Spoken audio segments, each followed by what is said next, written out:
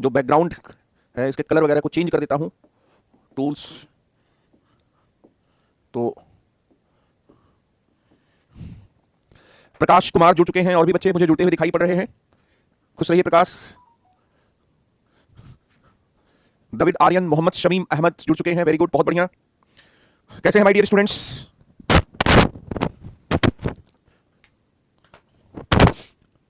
Previous class में मैंने आपसे फेडरल सिस्टम पर बात मैंने थोड़ी सी चर्चा की थी और ज्यादा आपसे चर्चा हो नहीं पाई थी, जिस पर हम लोग आज चर्चा करेंगे। और जैसा मैंने कहा कि संसदीय प्रणाली पर आपसे प्रश्न पूछा गया है और संघात्मक प्रणाली पर भी बीपीएससी मेंस में बहुत अच्छे अच्छे प्रश्न पूछे गए हैं। तो अब उन प्रश्नों को ध्यान में रखकर मैं आपसे इस टॉपिक को यहां पर हर डायमेंशन से कंप्लीट करके पढ़ेंगे। संसदीय प्रणाली को तो थोड़ा संसद के कॉन्टेक्स्ट में आगे पढ़ेंगे ही, लेकिन मैं अब आपको फेडरलिज्म का टॉपिक जो है वो फेडरलिज्म का टॉपिक बच्चों करवाने जा रहा हूं। और फेडरलिज्म का जो टॉपिक मैं करवाने जा रहा हूं उस टॉपिक को आपको सभी डायमेंशन से करवाने जा रहा हूं।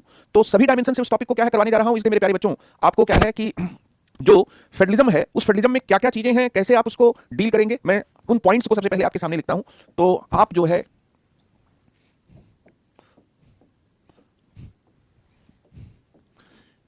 हम लोग बीपीएससी मेंस 17वीं और 71वीं के लिए GS paper two Indian polity की चर्चा करने जा रहे हैं। और इसमें मैं आपसे संघवाद या भारत की संघात्मक शासन प्रणाली पर आपसे चर्चा करने जा रहा हूं। संघवाद या संघात्मक शासन प्रणाली पर आपसे चर्चा करने जा रहा हूं। और इसमें जो फेडरलिज्म है उस फेडरलिज्म को पढ़ने के साथ साथ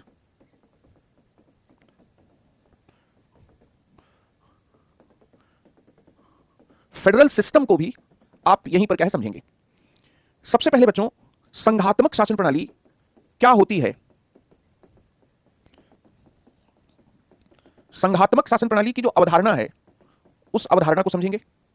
और उस अवधारणा को समझने के क्रम में हम लोग यहां पर एक तरफ एकात्मक, संघात्मक व परिसंघात्मक, यूनिटरी फेडरल एंड कन्फेडरल के बीच के डिफरेंस को समझेंगे। एक एकात्मक शासन प्रणाली होती है, एकात्मक जो शासन प्रणाली होती है इसको इंग्लिश में कहते हैं यूनिटरी। संघात्मक शासन प्रणाली होती है, इसको इंग्लिश में कहते हैं बच्चों फेडरल। और परिसंघात्मक शासन प्रणाली होती है, इसको इंग्लिश में कहते हैं कन्फेडरल। तो यूनिटरी फेडरल और कन्फेडरल के बारे में हम लोग समझेंगे। यूनिटरी फेडरल और कन्फेडरल के साथ साथ हम लोग यहां पर इस बात को भी समझेंगे कि संघात्मक शासन प्रणाली की विशेषताएं क्या हैं। या अगर आपसे यह पूछा जाता है, जैसे यूपीएससी में पूछा गया कि एक वास्तविक संघ के मूलभूत तत्व क्या होते हैं, इसेंशियल एलिमेंट्स क्या होते हैं। तो एक वास्तविक संघ के मूलभूत तत्व में एक तत्व है बच्चों शक्तियों का विभाजन।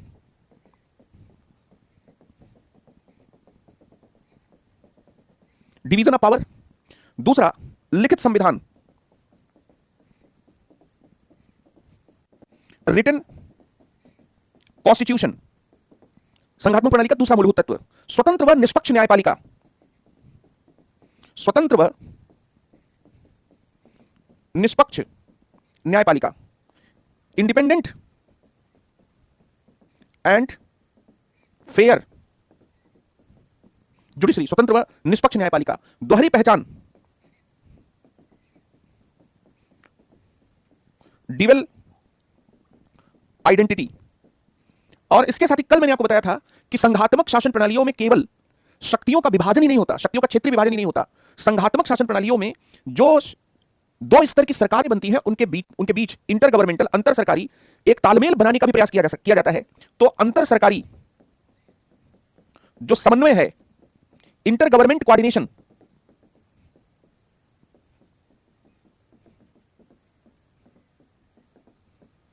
यह भी क्या किया जाता है। तो वास्तविक संघ के ये मूलभूत तत्व हैं। संघात्मक प्रणाली क्यों अपनाई जाती है या भारत में संघात्मक शासन प्रणाली को क्यों अपनाया गया? तीसरा पॉइंट, संघात्मक शासन प्रणाली क्यों अपनाई गई? इंडिया के कॉन्टेक्स्ट में इसके तीन चार उत्तर हैं। पहला, भारत जैसे देशों की विविधता के लिए यह प्रणाली ज्यादा सुटेबल थी, ज्यादा उपयुक्त थी। डाइवर्सिटी के लिए प्रणाली क्या है, ज्यादा सुटेबल थी। दूसरा, विकास के संदर्भ में भी यह प्रणाली क्या है या विकास के दृष्टि से भी इस प्रणाली की सुटेबिलिटी को समझा गया। सुरक्षा के दृष्टि से भी इस प्रणाली को महत्वपूर्ण माना गया। और इसके साथ ही क्या है, हिस्टोरिकल लेगेसी, ऐतिहासिक विरासत भी इस प्रणाली को लिए जाने या अपनाए जाने के लिए जिम्मेदार थी। ये तीन डायमेंशन आज हम लोग डिस्कस करेंगे। और मैं आपको संघवाद पर उस पॉइंट पर ले जाना चाहता हूं जहां से बीपीएससी के सवाल आप चुटकियां बजाते हुए हल करें। मतलब बीपीएससी के देखो ये जो टॉपिक है ये आईएएस का मेंस का भी टॉपिक है और इसे हम लोग आईएएस मेंस में दूसरे टॉपिक में पढ़ाते हैं समझाते हैं। तो यहां पर इस टॉपिक में और भी डायमेंशन है और इसी से हम लोग केंद्र राज्य संबंध को भी इसके साथ जोड़कर समझ लेंगे। लेकिन ये जो टॉपिक है फेडरलिज्म या फेडरल सिस्टम का टॉपिक, इसको कई बार हम सेंट्रल स्टेट रिलेशन से ही इसको सिनोनिम बना देते हैं। सेंट्रल स्टेट रिलेशन तक की बात नहीं है, इस टॉपिक में और भी क्या है, बहुत क्या है, महत्वपूर्ण बातें हैं, तो हम लोग उनको क्या समझेंगे। तो ये पॉइंट्स आपने बच्चों नोट कर लिया, प्रकाश, दवित, शमीम, विकास, ये जो सिनॉप्सिस मैंने जो आज के लेक्चर के प्लान की बनाई है आपके सामने रखी है, ये आपने नोट कर लिया। मुझे चैट बॉक्स में ये बताएं कि हाँ सर मुझे हम लोगों ने नोट कर लिया, तो मैं आगे बढ़ूं। आपका नोट्स भी बनवाना है और नोट्स इसलिए बनवाना है ताकि आप उन चीजों को रिवाइज कर सकें, क्योंकि जो बातें आपको बताई जानी है वो बातें एक किताब में आसानी से नहीं मिलेंगी। तो कृपया मुझे अच्छे तरीके से रिस्पांस देते चलिए ताकि मुझे लगे कि मैं लाइव क्लास ले रहा हूं, मैं कोई रिकॉर्डिंग या इस तरह की क्लास में नहीं हूं। आपकी तरफ से भी ये जिम्मेदारी क्या है कि आप इस चीज को क्या है बताएं। नोट कर लिया बच्चों आप लोगों ने? चलिए अब यहां पर बच्चों जो पहली जो चीज है, वो पहली जो इंपॉर्टेंट चीज है उस इंपॉर्टेंट चीज को समझते हैं। और वह चीज ये है कि कल मैंने आपसे कहा था कि जब हम लोग सरकारों का या राजनीतिक व्यवस्थाओं का वर्गीकरण करते हैं, तो सरकारों या राजनीतिक व्यवस्थाओं का वर्गीकरण करने के क्रम में यहां पर जो इंपॉर्टेंट बात है उस इंपॉर्टेंट बात को आप समझें कि कई बार हम कार्यपालिका के स्वरूप के आधार पर सरकार का वर्गीकरण करते हैं। और कई बार क्या है कि शक्ति की अवस्थिति के आधार पर, जो शक्ति है उस शक्ति की अवस्थिति के आधार पर सरकार का वर्गीकरण करते हैं। कार्यपालिका के स्वरूप के आधार पर जब हम लोग सरकार का वर्गीकरण करते हैं तो एक प्रकार की सरकार होती है संसदीय सरकार और दूसरे प्रकार की सरकार होती है अध्यक्षीय सरकार या राष्ट्रपति प्रणाली। संसदीय और अध्यक्षीय parliamentary and presidential form of government जो है, ये दो प्रकार की क्या होती है, सरकारें क्या होती हैं। अब यहां पर क्या है कि ये जो दोनों प्रकार की सरकारें हैं, इन दोनों प्रकार की सरकारों में एक में कार्यपालिका जो है, एक में कार्यपालिका संसद से क्या है बनती है, दूसरे में क्या है कार्यपालिका का गठन अध्यक्ष से होता है, अध्यक्षीय चीजों से होता है। इसमें इस टॉपिक में जिस प्रकार के प्रश्न बनते हैं, मैं प्रश्न पर भी इस टॉपिक को थोड़ा समझाने के बाद, थोड़ी सी चीजें कराने के बाद उस प्रश्न को भी कह लूंगा। शक्ति की अवस्थिति के आधार पर जो सरकार की प्रणाली होती है तीन प्रकार की होती है।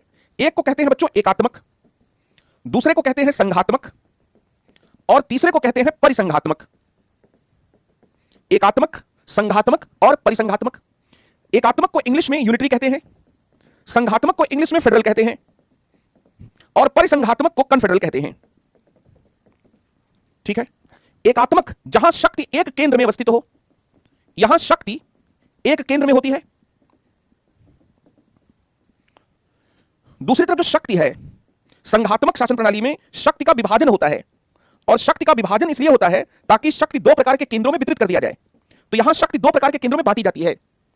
परिसंघात्मक में जो शक्ति है वह अनेक प्रकार के केंद्रों में, अनेक प्रकार के इकाइयों में, केंद्रों में बांट दी जाती है।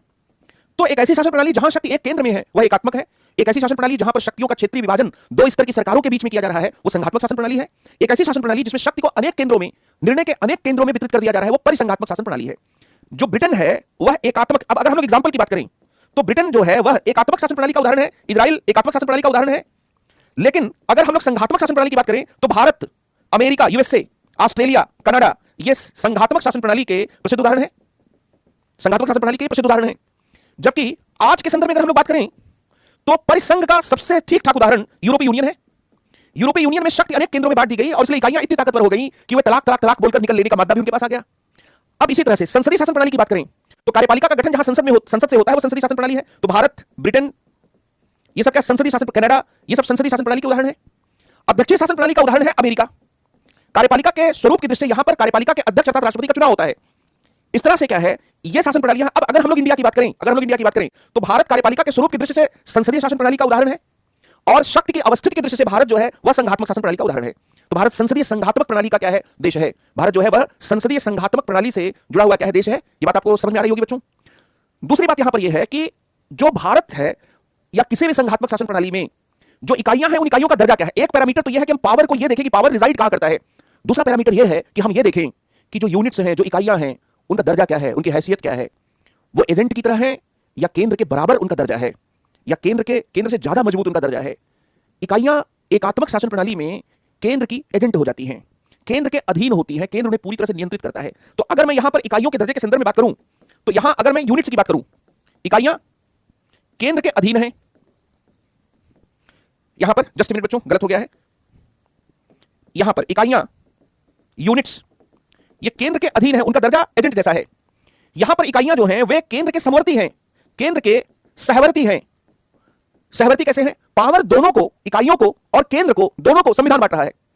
पैसा दोनों को, दो औलादें हैं, उनको दोनों को माता पिता दे रहे हैं। तो इसका मतलब यह है कि एक भाई के पास पैसा है और एक भाई ने अपने दूसरे भाई या बहन को दिया।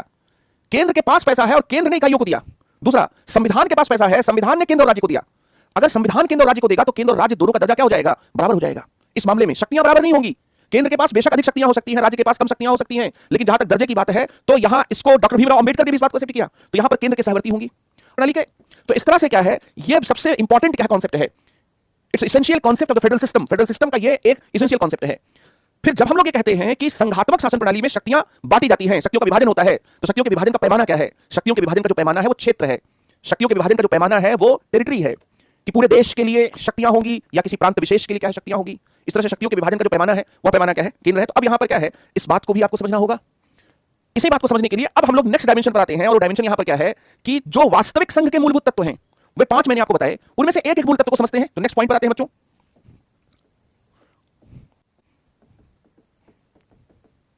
वास्तविक संघ के मूलभूत तत्व, और इसमें तत्व नंबर 1 है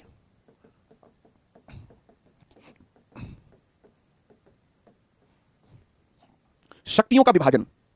शक्तियों का जब विभाजन होगा तो 2 स्तर की सरकारें बनेंगी। ये जो 2 स्तर की सरकारें हैं इनको लेकर क्या क्या बातें कही गई? डॉक्टर अंबेडकर ने शक्तियों के विभाजन को लेकर क्या बात कही? दरअसल केंद्र और संविधान की इकाइयों के बीच विधायी और कार्यकारी प्राधिकारों का बंटवारा संघवाद का सबसे प्रमुख चिन्ह होता है। बहुत सुंदर, बहुत सटीक परिभाषा है। The chief mark of federalism lies in the partition of legislative and executive authority between the centre and units of the constitution. क्या सीखा आपने? दिस इज द प्रिंसिपल, और यह प्रिंसिपल हमारे संविधान में है। तो केंद्र और संविधान की इकाइयों के बीच, यहां पर डॉक्टर अंबेडकर ने संघवाद को कैसे परिभाषित किया? डॉक्टर अंबेडकर ने संघवाद को परिभाषित करते हुए कहा कि केंद्र और संविधान की इकाइयों के बीच, केंद्र और संविधान की इकाइयों के बीच विधायी व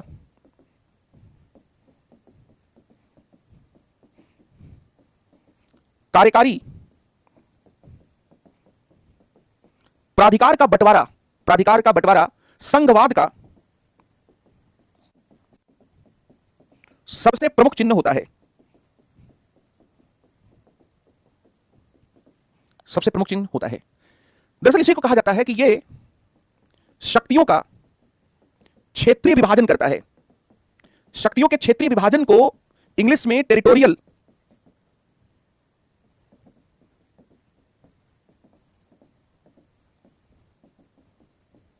डिवीजन ऑफ पावर कहते हैं। यह शक्तियों का क्षेत्रीय विभाजन करता है।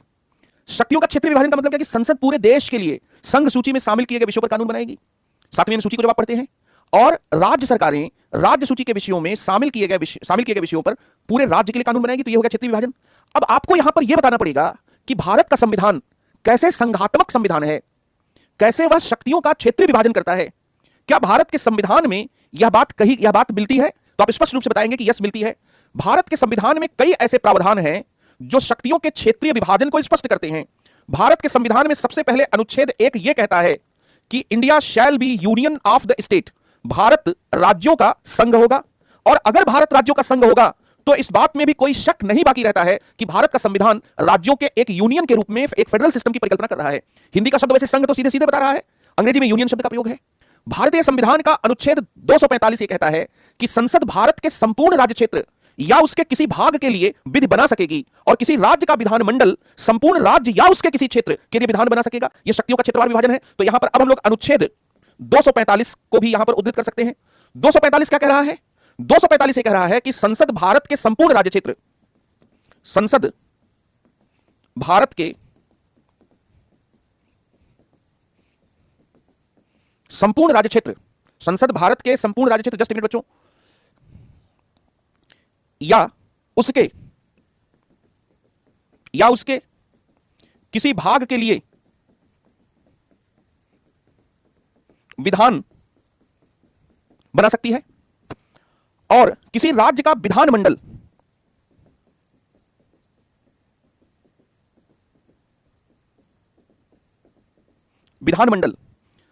संपूर्ण राज्य या उसके किसी भाग के लिए संपूर्ण राज्य या किसी भाग के लिए कानून बना सकता है। यह जो 245 है यह शक्तियों का क्षेत्रवार विभाजन है। यह क्या है? यह दरअसल शक्तियों का क्षेत्रवार विभाजन है। 246 ये कहता है कि संसद को संघ सूची पर कानून बनाने की अनन्य शक्ति है, जबकि राज्य विधानमंडल को राज्य सूची पर। यह भी शक्तियों का विभाजन करता है। तो यहां पर हम लोग बच्चों प्रावधान को यहां पर भी लिखते हैं, और प्रावधान में अनुच्छेद 246 कि संसद को संघ सूची पर कानून बनाने की शक्ति है और अनन्य शक्ति है।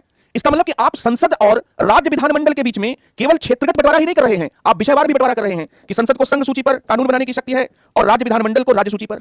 इन सब के साथ ही जो प्रावधान है उनमें सातवीं जो अनुसूची है, जो सातवीं अनुसूची है, उस सातवीं अनुसूची के कॉन्टेक्स्ट को भी हम लोग ध्यान में रखेंगे कि सातवीं अनुसूची में यह सब हो रहा है।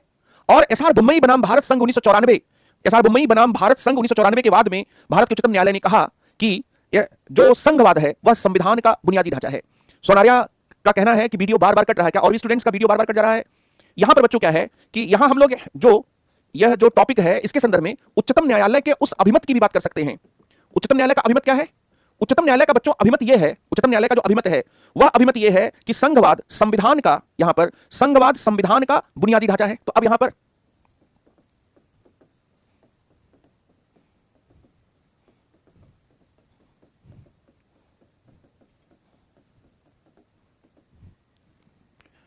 ठीक है, मेंस में क्या ऐसे ही लिखेंगे ना भैया? मेंस में कुछ बातें ऐसे लिख सकते हैं, वैसे मेंस में आपको पैराग्राफ वाइज लिखना है और उसका मॉडल आंसर भी आपको दिया जाएगा। यहां पर मेंस के कॉन्टेक्स्ट में आपको यह बात ध्यान में रखनी है। जस्ट मिनट बच्चों,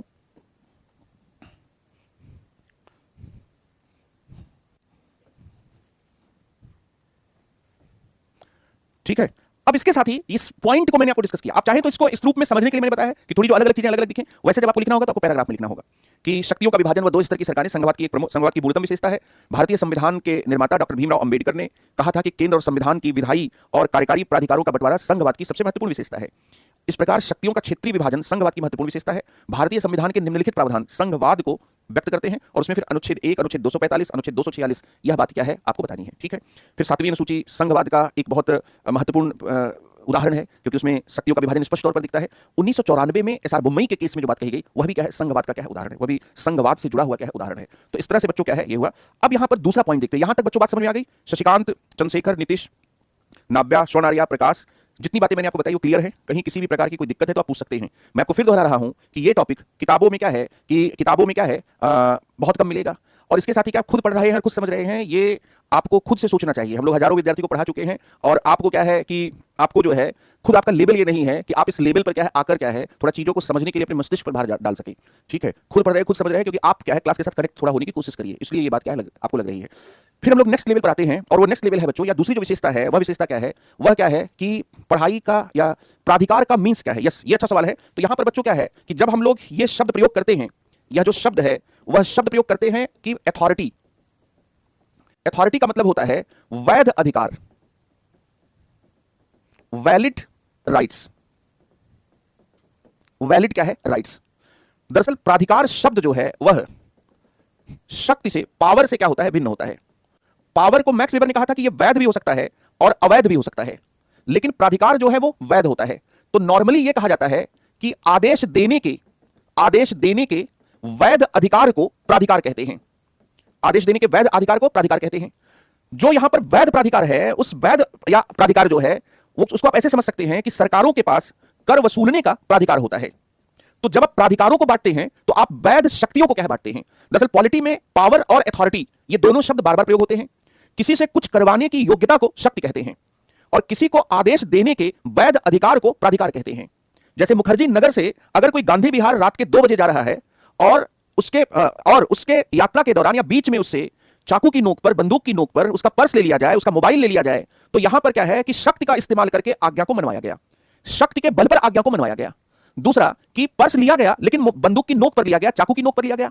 दूसरी स्थिति यह है कि मुखर्जी नगर से कोई गांधी विहार पहुंचे, और गांधी विहार पहुंचने के बाद उसे अपने घर पर यह पता लगे कि अगर उसने बिजली का बिल जमा नहीं किया तो उसकी बिजली कट सकती है, और बिजली काटने वाले तभी कुछ देर में आ जाते हैं। तो ये जो बिजली काटने का जो बिजली काटने की जो स्थिति है, यह वैध प्राधिकार है, आदेश देने का वैध अधिकार प्राधिकार कहलाता है। जो प्राधिकार होता है उसमें वैधता होती है, और यह बात संविधान में, कानून में जब कोई चीज लिख दी जाती है तो उस लिखी गई क्या है, जो जब चीज कोई लिख दी जाती है तो उस लिखी गई चीज से यह बात क्या होती है, स्पष्ट हो जाती है। तो इसीलिए डॉक्टर भीमराव अंबेडकर ने यह बात कही कि जब हम लोग संघवाद की बात करते हैं, जब हम लोग फेडरलिज्म की बात करते हैं, तो केंद्र और संविधान की इकाइयों के बीच, संविधान की इकाइयों से क्या मतलब है, जिनको संविधान में प्रांत के रूप में, राज्य के रूप में या केंद्र शासित प्रदेश के रूप में बनाया गया, जब केंद्र और संविधान के इकाइयों के बीच विधायी और कार्यकारी प्राधिकारों में बंटवारा किया जाता है। अब यहां पर क्या शब्द आया, कार्यकारी प्राधिकार, मतलब क्या है, एग्जीक्यूटिव अथॉरिटी। तो एग्जीक्यूटिव अथॉरिटी के साथ यहां पर क्या कि आपको संविधान के पास आदेश देने का वैध अधिकार क्या है, होता है। तो इस तरह से यह अंतर क्या है, किया जाता है। कुल मिलाकर पावर या शक्ति एक न्यूट्रल शब्द है, वैल्यू न्यूट्रल शब्द है। पावर अच्छा भी हो सकता है, बुरा भी हो सकता है, पावर वैध भी हो सकता है, अवैध भी हो सकता है, लेकिन जो प्राधिकार होता है वो हमेशा क्या होता है, वैध होता है। मतलब वो किसी कानून से, किसी संविधान से जुड़ी हुई आदेश मनवाने की क्या है, योग्यता है। तो इस तरह से क्या है, ये मैंने आपको बताया। अब मैं फिर से यहां पर क्या है कि अब मैं फिर से यहां पर आपको क्या है, इस बात को क्या है बता रहा हूं कि संघात्मक शासन प्रणाली से बीपीएससी में प्रश्न पूछे जाते हैं। संघात्मक शासन प्रणाली से प्रश्न तभी आप कर पाएंगे जब आप संघात्मक शासन प्रणाली के, जो संघात्मक शासन प्रणाली है, उस संघात्मक शासन प्रणाली के कॉन्सेप्ट को समझें।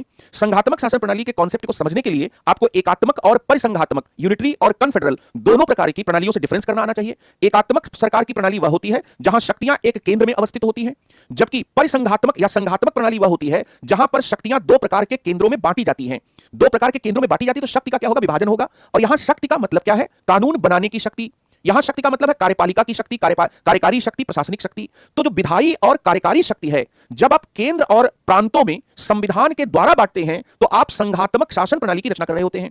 संघात्मक शासन प्रणाली एक तरफ एकात्मक शासन प्रणाली से भिन्न है, दूसरी तरफ क्या है, परिसंघात्मक शासन प्रणाली से भी भिन्न है। परिसंघात्मक शासन प्रणाली में शक्तियों को एक या दो केंद्र इकाइयों में ही नहीं बल्कि कई इकाइयों में बांट दिया जाता है, जैसे सरसों के दाने को बिखेर दिया जाए। और इसलिए यहां पर इतनी इकाइयां होती हैं कि वे इकाइयां केंद्र की तुलना में, जैसे यूरोपीय यूनियन की जो पार्लियामेंट है वो यूरोपीय यूनियन के एक सदस्य देश की तुलना में कम ताकतवर है।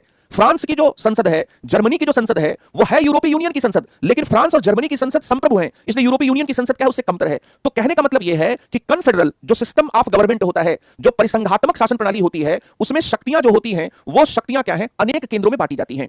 अब यहां पर बच्चों एक और इंपॉर्टेंट बात है, और वो बात यहां पर बच्चों ये है कि अगर हम इन प्रणालियों के एक और अंतर को समझें तो बातें और स्पष्ट होंगी। दरअसल इकाइयों का दर्जा क्या होता है, जो इकाइयां हैं, जो यूनिट्स हैं, उनका दर्जा क्या है। एक ऐसी स्थिति हो सकती है जिसमें इकाइयां केंद्र के अधीन हो, वे केंद्र की एजेंट मात्र हो। एक ऐसी स्थिति हो सकती है जिसमें इकाइयां केंद्र की सहवर्ती हो और उनको भी पावर वहीं से मिल रहा हो जहां केंद्र को मिला हो। और एक ऐसी स्थिति हो जिसमें इकाइयां ऊपर हो और केंद्र नीचे हो, आज मैं ऊपर आसमान नीचे। जब पहली वाली स्थिति होगी जिसमें इकाइयां केंद्र की एजेंट होती हैं, वह एकात्मक शासन प्रणाली में पैदा होती है। संघात्मक शासन प्रणाली में इकाइयों में शक्तियां कम या ज्यादा भले ही हों केंद्र और इकाइयों के बीच में, लेकिन केंद्र और इकाइयां दोनों संविधान से शक्तियां बांटे जाने की दृष्टि से सहवर्ती होती हैं।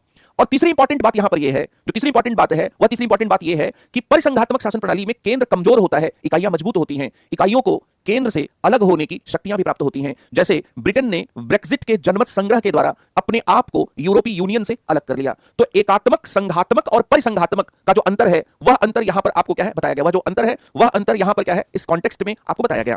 अब एक दूसरा इंपॉर्टेंट पहलू है बच्चों, और वो दूसरा इंपॉर्टेंट पहलू है यहां पर उसको क्या है, भी क्या है आपको समझना है। अब यहां पर नाव्या का कहना है कि सर सब की परिभाषा क्या है, लिखवा दीजिए। बिल्कुल लिखवा दूंगा, कहीं कोई दिक्कत नहीं है। तो जैसा मैंने यहां पर यह कहा कि अगर शक्ति की अवस्थिति की दृष्टि से देखें, अगर हम लोग शक्ति की जो अवस्थिति है उस अवस्थिति की दृष्टि से देखें, शक्ति की अवस्थिति की दृष्टि से देखें, तो एक यहां पर क्या है, एकात्मक शासन प्रणाली है, यूनिटरी गवर्नमेंट है।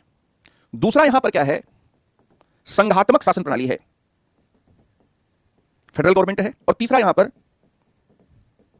परिसंघात्मक शासन प्रणाली है, कन्फेडरल है। एकात्मक शासन प्रणाली, इसमें यह लिख भी लेना है आपको, इसमें शक्ति एक केंद्र में अवस्थित होती है, इसलिए इसमें इकाइयां महज केंद्र की एजेंट होती हैं। जैसे ब्रिटेन में जो प्रांत हैं, जो प्रांत होते हैं, प्रोविंसेस होते हैं, वो केंद्र के एजेंट होते हैं। संघात्मक शासन प्रणाली में इसमें शक्ति संघ या केंद्र और राज्यों के बीच क्षेत्रगत आधार पर विभाजित की जाती है, इसलिए शक्तियों का विभाजन होता है, विभाजित की जाती है।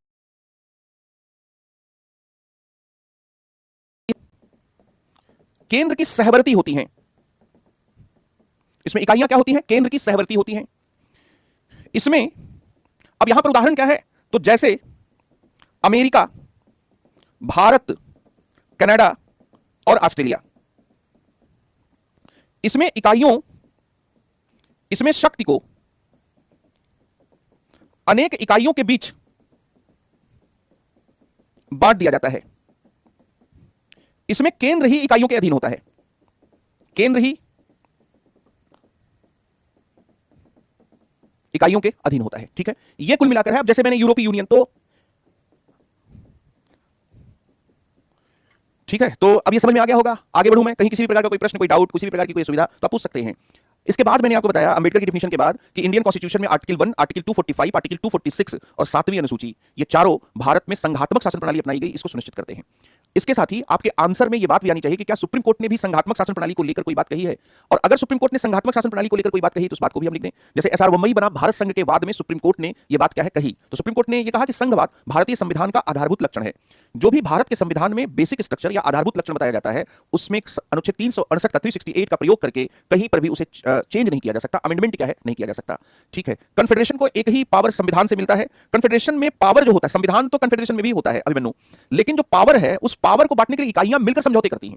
इकाइयां जो हैं वे मिलकर क्या करती हैं? समझौते क्या है करती हैं। क्या अमेरिका और इंडिया के फेडरल का मतलब एक ही है? नहीं, फेडरल फेडरलिज्म का या फेडरल स्ट्रक्चर का नेचर अलग अलग है, और आगे मैं आपसे डिस्कस करूंगा। वो बात आपको बताई जाएगी कि अमेरिका जो है वह अलग संघ है, लेकिन वह अलग प्रकार का संघ है। भारत भी संघ है, शक्तियों का विभाजन दोनों में है, लेकिन भारत की जो संघात्मक शासन प्रणाली है वह अलग है। एक कॉन्सेप्ट यूज किया जाता है कि संघ बनने में प्रोसेस क्या अपनाया गया।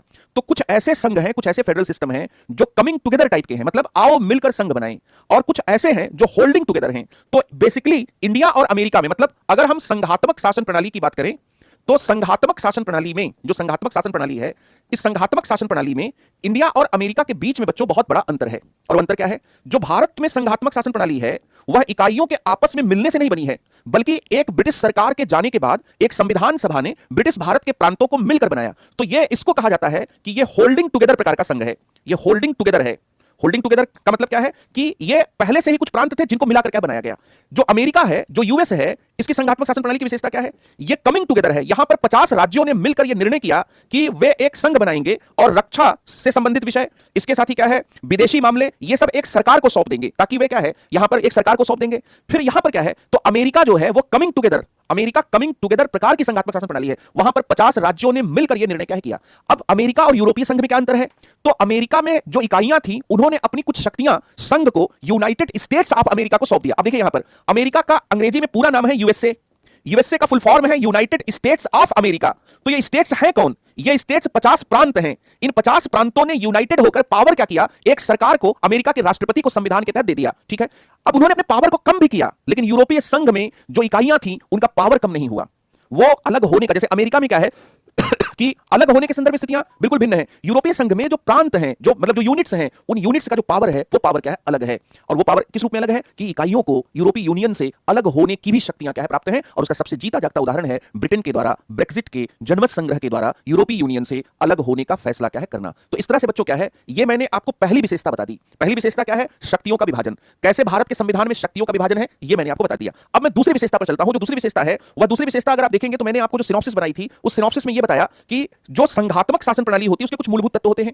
तो यहां पर बच्चों मैंने शक्तियों का विभाजन आपको बताया, समझाया। ठीक है, दूसरा रिटन कॉन्स्टिट्यूशन जो है वो भी क्या है, एक दूसरी विशेषता है। जब आप पावर को डिवाइड करेंगे तो डिवाइड आप ओरल या मौखिक रूप में नहीं कर सकते। एक कमरे को भी जब हम बांटते हैं ना, तो उस कमरे में अगर मान लीजिए कि गांधी विहार, नेहरू विहार या मुखर्जी नगर में रहने वाले दो बच्चे, दो पार्टनर्स, अगर 15-15 दिन के लिए यह फैसला करते हैं कि एक पार्टनर खिड़की के उधर रहेगा 15 दिन, दूसरा पार्टनर फिर खिड़की की साइड रहेगा, मतलब दोनों अदला बदली करेंगे, तो इस पर भी विवाद हो सकता है। मतलब जो मौखिक चीजें होती हैं उन पर व्याख्या के अंतर की वजह से विवाद क्या हो सकता है। इसलिए जब भी पावर का डिवीजन किया जाता है तो हमेशा रिटन कॉन्स्टिट्यूशन के थ्रू किया जाता है। And that's why in federal system you will always find a written constitution, and that is why in Britain and as well as in Israel, if you are not finding any written constitution, then it's clear they are not federal system. Britain और Israel दुनिया के दो ऐसे देश हैं जहां पर written constitution नहीं है। रिटन कॉन्स्टिट्यूशन क्यों नहीं है? क्योंकि वो मुखर्जी नगर के या पटना के एक ऐसे दुकानदार की तरह हैं जिनको हिसाब किताब यहां पर, जिनको हिसाब किताब रखने की क्या है जरूरत, क्या है नहीं है। हिसाब किताब रखने की जरूरत क्यों नहीं है?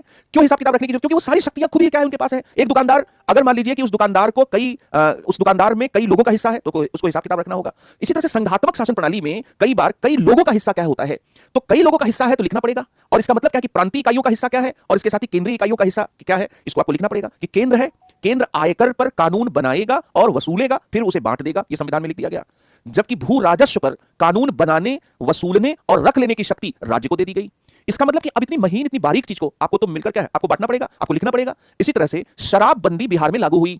शराब से जुड़ा हुआ जो टैक्स होता है उसको आबकारी कहते हैं, और आबकारी जो है वो राज्य का विषय है। तो ये संविधान में लिखा गया है, इसलिए संविधान में लिखा गया है, इसलिए नीतीश बाबू ने डिसीजन किया। यहां इसका मतलब क्या है कि जब हम शक्तियों का विभाजन करते हैं तो कानून बनाने की शक्तियों का विभाजन करते हैं।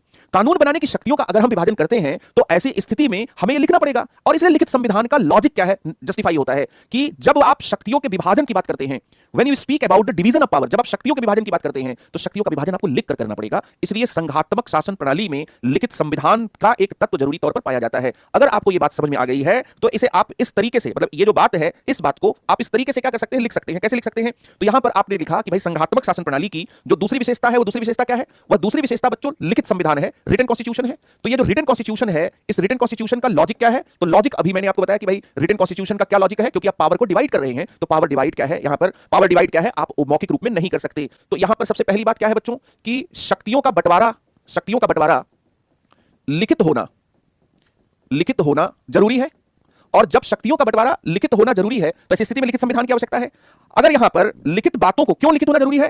क्योंकि लिखित बातों को आसानी से बदला नहीं जा सकता। लिखित बातों पर विवाद भी बहुत क्या है, कम होंगे। लिखित बातों पर व्याख्या के, अंतर के विवाद भी क्या होंगे, कम होंगे। फिर यहां पर यह भी है कि जो लिखित बातें हैं इसमें व्याख्या के अंतर के विवाद भी कम होंगे। तो ऐसी स्थिति में हमें केंद्र और राज्य के बीच में शक्तियों को बांटने के बाद भी हम ज्यादा समन्वयात्मक तरीके से शासन व्यवस्था को संचालित कर पाएंगे। भारतीय संविधान में अब यहां पर कि लिखित बातों के साथ साथ क्या है कि भारत के संविधान में अनुच्छेद 368 संसद को संशोधन की शक्ति देता है, संसद को संविधान संशोधन की शक्ति देता है। संसद को संविधान संशोधन की जो शक्ति दी गई है उस शक्ति को असीमित नहीं माना गया है। मतलब अनुच्छेद 368 में जो शक्ति है, मतलब जो संशोधन की शक्ति है वह असीमित नहीं है। ऐसा बिल्कुल नहीं है कि संसद जितना कुछ भी है वह सब कुछ, संविधान में जो कुछ भी है वह बदल सकती है। यह असीमित नहीं है, यह अनलिमिटेड नहीं है।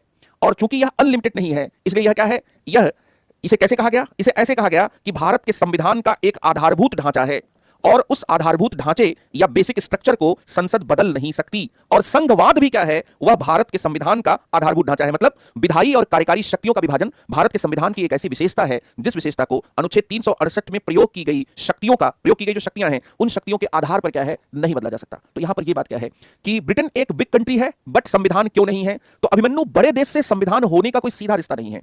दरअसल ब्रिटेन में लिखित संविधान नहीं है। जैसे लिखित संविधान और अलिखित संविधान का मतलब यह बिल्कुल नहीं है कि वहां सब चीजें मौखिक हैं। ब्रिटेन ने, जैसे हमने 2 साल 11 महीने 18 दिन 9 दिसंबर 1946 से लेकर 26 नवंबर 1949 तक, ये लगभग 3 साल 12 दिन अगर घटा लें, जैसे हमने एक संविधान बनाया वैसे ब्रिटेन ने नहीं बनाया। क्यों नहीं बनाया? क्योंकि ब्रिटेन में क्या है 1200 से 1300 ईस्वी के बाद 1688 के इंग्लैंड की गौरवमयी क्रांति तक यहां पर बार बार क्या है, धीरे धीरे क्या है, बदलाव होते रहे। और उन बदलावों के साथ उन्होंने क्या है, राजा और संसद के बीच में जो शक्तियों को लेकर टकराव था उसमें राजा की शक्तियां कम होती गई और संसद की शक्तियां बढ़ती गई। तो संसद की शक्तियां बढ़ती गई और संसद के समय समय पर जो कानून बनाए गए थे उन्हीं कानूनों के संग्रह को वहां पर संविधान के रूप में मान लिया गया। ब्रिटेन ने एक बार में कोई संविधान नहीं लिखा। ब्रिटेन में अलग अलग समय पर जो कानून पारित किए गए संसद के द्वारा, उन कानूनों में से कुछ महत्वपूर्ण बातों को संविधान के प्रावधानों के दर्जे के रूप में स्वीकार कर लिया गया। इसलिए ब्रिटेन में अलिखित संविधान होने का कारण वहां पर धीरे धीरे क्या है, संविधानवाद की परंपरा का विकास है। देश की समस्या से, दरअसल या देश के बड़े होने से लिखित संविधान और अलिखित संविधान को अपनाए जाने का कहीं किसी भी प्रकार का कोई भी तर्क क्या है यहां पर नहीं होता है। तो अब यहां पर बच्चों इस बात को क्या है, आपको ये जो पहलू है इसको क्या आपको ध्यान में रखना है कि बिग कंट्री से रिटन कॉन्स्टिट्यूशन का कोई सीधा रिलेशन नहीं है। तो मैंने यहां पर आपको यह बताया कि हमारे देश में रिटन कॉन्स्टिट्यूशन है। रिटन कॉन्स्टिट्यूशन क्यों है? क्योंकि हमने 2 वर्ष 11 महीने 18 दिन लगाकर हमने एक अनुच्छेद से लेकर 395 अनुच्छेद तक का एक भारी भरकम संविधान लिख डाला। उस संविधान को लिखते समय हमने शक्तियों का उसमें बंटवारा भी कर दिया कि इसमें केंद्र की ये शक्तियां होंगी, राज्यों की ये शक्तियां होंगी, केंद्र शासित प्रदेश में ऐसे ऐसे प्रावधान होंगे। अब यहां पर हमने जब शक्तियों का बंटवारा किया तो चूंकि उसको लिखा होना संघात्मक शासन प्रणाली की मूलभूत विशेषता है। तो यहां तक बात समझ में आ गई होगी बच्चों। आगे बढ़ूं मैं, किसी भी प्रकार का कोई दुख दर्द, किसी भी प्रकार की कोई समस्या, ठीक है, any question, any doubt, any confusion, कुछ भी अगर है तो आप पूछ सकते हैं। किसी भी प्रकार का कोई भी कंफ्यूजन है, कुछ भी अगर अभी तक जो आपको बताया गया वो नहीं समझ में आया है तो आप पूछ सकते हैं। मैंने 2 विशेषताएं बता दी और बहुत विस्तृत रूप में ये जानते हुए कि कुछ बच्चों का जो अभी भी पढ़ाई का जो स्तर है इसको अदरवाइज नहीं लेना है, वो पढ़ाई का स्तर अभी भी क्या बहुत नीचे है। और भले ही आप मुख्य परीक्षा के कोर्स को कर रहे हैं, लेकिन आप में से ज्यादातर लोगों ने, मुझे नहीं पता है, लेकिन कुछ लोगों के बारे में मुझे लग रहा है कि उन्होंने कक्षा 11 तक की जो एनसीईआरटी है उस एनसीईआरटी को नहीं पढ़ा है। तो मेरा सुझाव है कि वो कक्षा 11 की एनसीईआरटी को जरूर पढ़ें। कक्षा 11 की एक पुरानी एनसीईआरटी आती है, भारत का संविधान, सिद्धांत और व्यवहार, उसको जरूर पढ़ें। ठीक है बच्चों, आगे बढ़ता हूं मैं। स्वतंत्र और निष्पक्ष न्यायपालिका। स्वतंत्र और निष्पक्ष न्यायपालिका संघवाद के लिए जरूरी मानी जाती है, संघात्मक शासन प्रणाली के लिए क्या है, जरूरी मानी जाती है। क्यों जरूरी मानी जाती है? क्योंकि देखिए, संघात्मक शासन प्रणाली में 2 स्तर की सरकारें बनती हैं और दोनों स्तर की सरकारों के बीच में क्या होता है, एक बंटवारा होता है। ठीक है, जब आप बंटवारा करते हैं और लिख भी देते हैं तो ये चिली में लोकतंत्र, ये आप इंडियन पॉलिटी पढ़ रहे हैं या इंटरनेशनल पॉलिटिक्स को पढ़ रहे हैं, पहली बात तो ये है। और आप कहां इधर उधर भाग रहे हैं। चिली में आपको ये शायद जानकारी नहीं है कि political science and international relation में पढ़ाता हूं।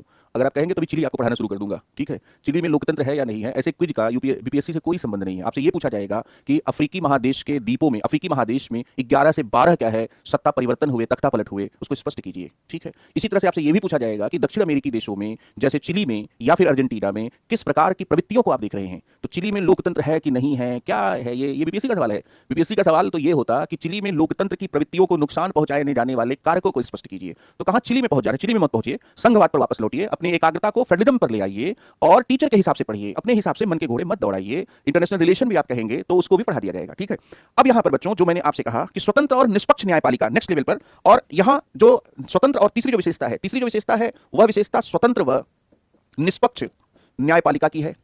स्वतंत्र न्यायपालिका से क्या मतलब है, इंडिपेंडेंट जुडिशरी से क्या मतलब है, और फेयर जुडिशरी से क्या मतलब है, आप में से कोई बताएगा कि यहां पर क्या है कि जी सर बीपीएससी उतना दूर तक नहीं, बीपीएससी उतना दूर तक जा सकता है, इसमें कोई शक नहीं है। ठीक है, कि इसमें किसी भी प्रकार का कोई शक नहीं है।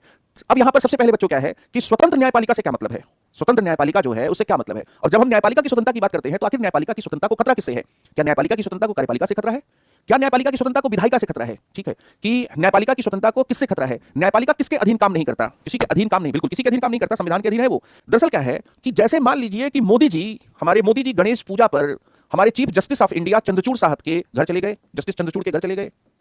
यहां पर जस्टिस चंद्रचूड़ जो है सरकार के खिलाफ बहुत से मुकदमे क्या है, सरकार के खिलाफ मतलब मोदी सरकार के खिलाफ कई मुकदमों को क्या है देख रहे हैं।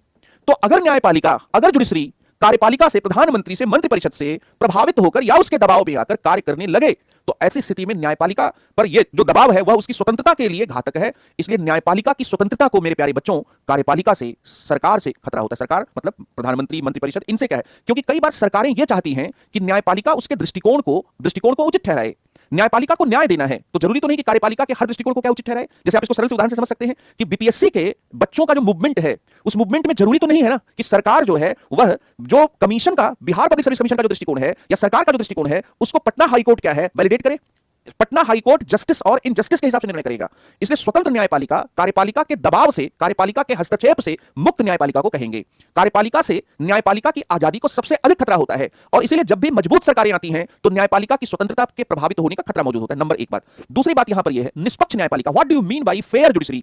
निष्पक्ष न्यायपालिका से क्या मतलब है, निष्पक्ष न्यायपालिका से क्या आशय है? आप में से कौन बताएगा? गौतम, नाव्या, सूरज, अभिमन्यु, आप में से कौन ये बताना चाहेगा कि जब हम ये कहते हैं कि आपने किसी के साथ बहुत पक्षपात किया और जब हम ये कहते हैं कि आप बिल्कुल निष्पक्ष थे तो दोनों बिल्कुल अपोजिट सिचुएशन है। तो यहां पर निष्पक्ष न्यायपालिका से क्या मतलब है? न्यायपालिका किसके साथ पक्षपात कर सकती है? न्यायपालिका वादी और प्रतिवादी में से किसी के साथ क्या है अगर मिलती है तो वह क्या है, निष्पक्ष नहीं रह जाती। विदाउट फेवर तो बात ठीक है, लेकिन फेवर करेगी किसकी? तो न्याय के संदर्भ में दो पक्ष होते हैं, एक वादी का पक्ष होता है और दूसरा प्रतिवादी का पक्ष होता है। एक अब यहां पर क्या, एक आरोपी का पक्ष होता है, दूसरा जो प्रताड़ित है उसका पक्ष होता है। तो यहां पर बच्चों क्या है कि जो निष्पक्षता की हम जो बात करते हैं वो वादी और प्रतिवादी के संदर्भ में करते हैं। तो है वह क्या है, निष्पक्ष क्या होनी चाहिए। संघात्मक शासन प्रणाली की एक विशेषता स्वतंत्र और निष्पक्ष न्यायपालिका है। क्यों है? क्योंकि संघात्मक शासन प्रणाली में संघात्मक इकाइयों के बीच में और केंद्र और राज्य के बीच में किसी भी प्रकार का विवाद खड़ा होने पर उस विवाद को सुलझाने के लिए एक ठीक ठाक, एक उपयुक्त मंच होना चाहिए। और इसलिए एकात्मक शासन प्रणालियों की तुलना में जहां पर शक्तियां केंद्र और राज्य के बीच में, प्रांतों के बीच में नहीं बांटी जाती हैं, संघात्मक शासन प्रणालियों में जहां पर शक्तियों का बंटवारा केंद्र और राज्य दोनों के बीच में होता है, वहां पर विवादों के खड़ा होने की संभावनाएं क्या होती हैं, अधिक होती हैं। और विवादों के खड़ा होने की संभावनाओं का अधिक होना, इस बात से बचने के लिए हमें जरूरी है कि एक ऐसी स्वतंत्र और निष्पक्ष न्यायपालिका हो जो उन विवादों का समाधान कर सके। एक उदाहरण से इस बात को समझते हैं कि मान लीजिए कि राज्यों के बीच में पानी के बंटवारे को लेकर कोई झगड़ा झगड़ा होता है, जैसे कावेरी के पानी के बंटवारे को लेकर दक्षिण के कुछ राज्यों के बीच में, तमिलनाडु के, कर्नाटक के और भी कुछ राज्यों के बीच में विवाद है। तो यहां पर इस विवाद में केंद्र किसी राज्य विशेष का इस आधार पर पक्ष ले ले कि वह उसके पार्टी को समर्थन कर रहा है, यह गलत होगा। इसलिए जो राज्यों के बीच का विवाद है और जो केंद्र और राज्य के बीच का विवाद है, उन विवादों को सुलझाने के लिए, उन विवादों का समाधान करने के लिए एक ऐसी न्यायपालिका की जरूरत है जो केंद्र सरकार के हस्तक्षेप से, केंद्र सरकार के दबाव से, केंद्र सरकार के प्रभाव से क्या है, मुक्त हो, ताकि जो शक्तियां बांटी गई हैं, जो अलग अलग इकाइयां बनाई गई हैं, उनका शासन, उनकी व्यवस्था सुचारू रूप से चल सके। तो इसलिए स्वतंत्र और निष्पक्ष न्यायपालिका की यहां पर मैंने बात समझाई।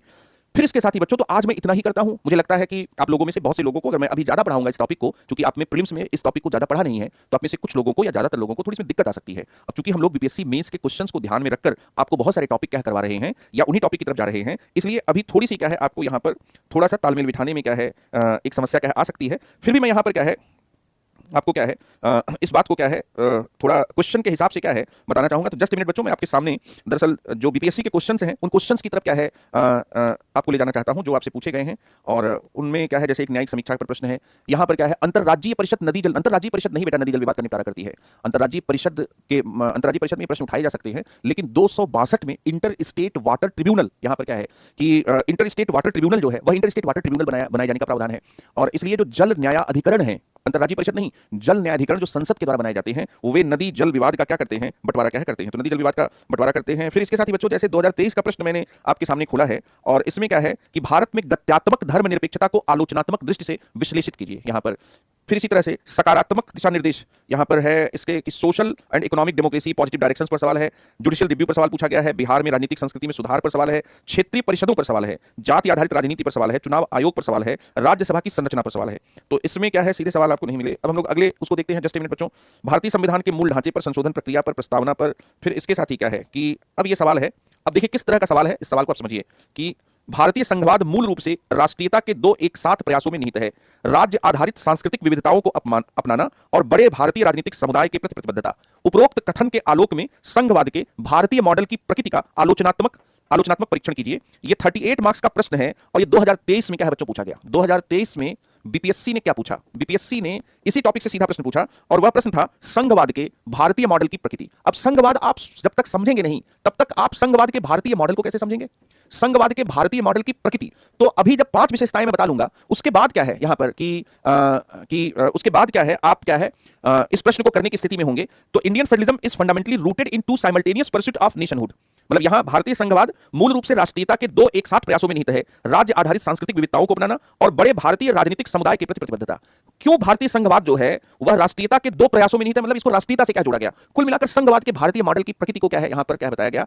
और इसलिए मेरे प्यारे बच्चों, आपको क्या है, मैं आपको हम लोग उस लेवल पर ले चलेंगे जिस लेवल पर आप बीपीएससी के मेंस के क्वेश्चंस को करने की स्थिति में आ जाएंगे। जब आप साइकिल भी चलाना सीखते हैं ना, तो कई बार क्या होता है कि आप उस सीखने की प्रक्रिया में थोड़े गिरते हैं, लेकिन धीरे धीरे आप सीख जाते हैं। उसी तरह से कई बार जब हम जिन चीजों को नहीं जानते हैं, उन चीजों को जब हमारे सामने रखा जाता है, तो अब यहां पर आपको क्या है कि उससे कई बार आपको यह लगता है कि नहीं, ये चीज तो हमने पढ़ी ही नहीं, आपको उसको पढ़ना पड़ेगा। यहां पर क्या है कि उसको आपको पढ़ना पड़ेगा। अब जैसे क्या है कि कुछ लोग बड़े जल्दबाजी में है कि क्वेश्चन फ्रेम करके बताइएगा कैसे, बिल्कुल बताऊंगा, लेकिन आपको क्या है टॉपिक के कॉन्सेप्ट को समझना पड़ेगा कि मैंने कल से 5 बातें बताई और आज आप लोगों के प्रश्नों को देखकर लगा कि आप में से कई बच्चे ऐसे हैं जिनके अभी तैयारी के दूध के दांत टूटे भी नहीं हैं। अब तैयारी के दूध के दांतों को लेकर आप क्या है लोहे का चना चबाने की क्या है यहां पर क्या है कि लोहे का चना चबाने की कोशिश कर रहे हैं। तो ऐसी स्थिति में मेरा पहला काम क्या है, पहले कॉन्सेप्ट को समझाया जाए, कॉन्सेप्ट के बाद उस टॉपिक के डिफरेंट डायमेंशंस को समझाया जाए और उसके बाद क्वेश्चन का फ्रेम क्या आपको बताया जाए। तो क्वेश्चन का फ्रेम भी आपको बताया जाएगा। और अगर मैं उस लेवल पर, देखो एक और बात है, कहीं पर भी आप ये देखेंगे जहां भी पढ़ाया जा रहा हो, मैं अपने यहां खुशामद के लिए बात नहीं कह रहा हूं, लेकिन आप देखेंगे वहां संघवाद का टॉपिक टीचर्स टच नहीं करते हैं। क्यों नहीं टच करते हैं? क्योंकि संघवाद उनके भी मस्तिष्क को बहुत भार डालता है। और संघवाद क्या है, वह एक ऐसा टॉपिक है जिससे जुड़े हुए विभिन्न धारणाओं को समझकर बहुत सारे विवादों को समझ सकते हैं। तो आपको चिंता नहीं करनी है, आगे मैं यहां पर आपको धीरे धीरे उस लेवल पर ले चलूंगा। थोड़ा टाइम लगेगा, लेकिन आप बहुत अच्छी स्थिति में धीरे धीरे पहुंच जाएंगे, ये मेरा आपसे प्रॉमिस है। और आपको पढ़ने समझने के लेवल पर भी यहां पर क्या है, कोई समस्या नहीं होगी। भाषा के स्तर पर भी आपको किसी भी प्रकार की कोई समस्या नहीं होगी। जिन शब्दों से आप परिचित नहीं हैं, उन शब्दों को एक बार बोला जाएगा, अगर आपको नहीं समझ में आ रहा बिल्कुल लिखिए वहां पर कि सर ये शब्द का क्या मतलब है, मैं आपको तुरंत बताऊंगा, लेकिन आपको वो शब्द सीखना पड़ेगा। अब ऐसा नहीं होगा कि उस शब्द को हम लोग रिप्लेस कर देंगे, जैसे कि राष्ट्रपति के लिए हम भाषण शब्द प्रयोग नहीं करेंगे, अभिभाषण होगा। अब मान लीजिए कि हम अपनी भाषा में भले ही बोल देंगे कि राष्ट्रपति का भाषण हो रहा था, लेकिन जब हम लोग संविधान के संदर्भ में क्या है कि संविधान के संदर्भ में जब हम लोग बात करेंगे तो राष्ट्रपति के अभिभाषण शब्द का क्या प्रयोग करेंगे। तो पीटी के आंसर की खबर चंद्रशेखर ने दी है, उस खबर के बाद आप लोगों के मन में एक नर्वस सिस्टम है कि मैं अपना मिला लेता हूं। और सूरज का कहना है कि सर मैं पॉलिटिकल साइंस में बहुत कमजोर हूं, तो टीचर्स का काम ही है कि अपने क्लास के बिल्कुल सीढ़ी पर, निचली सीढ़ी पर खड़े हुए बच्चे को भी ऊपर लेकर आए। तो आप निश्चिंत हो सकते हैं, आप बिल्कुल क्या है, बिल्कुल सही हाथों में आपकी जो पॉलिटी की परवरिश है वह क्या है, परवरिश क्या है डाली गई, आप बिल्कुल सीख जाएंगे। पॉलिटी को रियल यहां पर बिल्कुल पॉलिटी को रियल एग्जांपल से ही समझाया जाएगा लूंगा और कहीं से भी फिल्मी एग्जांपल भी ले लूंगा, रियली नहीं, फिल्मी एग्जांपल भी ले लूंगा और आप लोगों को बहुत अच्छे तरीके से चीजें आएंगी। थैंक यू बच्चों, आज इतना ही रखते हैं, कल फिर मिलते हैं और कल फिर आपको संघवाद के बचे हुए टॉपिक्स पर क्या है बात करते हैं। Thank you, all the best.